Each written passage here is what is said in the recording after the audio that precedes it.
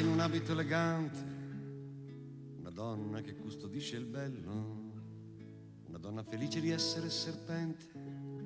una donna infelice di essere questo e quello, una donna che a dispetto degli uomini si fida di quelle cose bianche che sono le stelle e le lune, una donna cui non piace la fedeltà del cane, una donna nuova appena nata, antica e dignitosa come una regina, una donna sicura e temuta, una donna volgare come una padrona, una donna così sospirata, una donna che nasconde tutto nel suo incomprensibile interno e che invece è uno spirito chiaro come il giorno, una donna,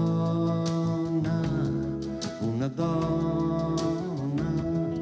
una donna,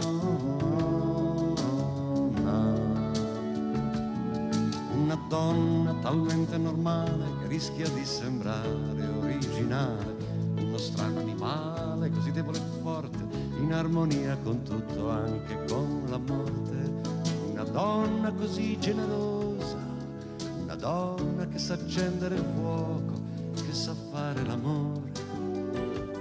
e che vuole un uomo concreto come un sognatore.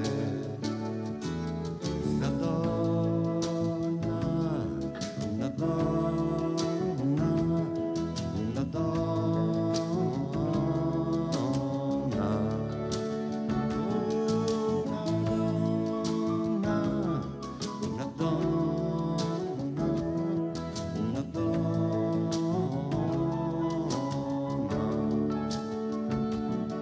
una donna che resiste tenace, una donna diversa e sempre uguale, una donna eterna che crede nella specie,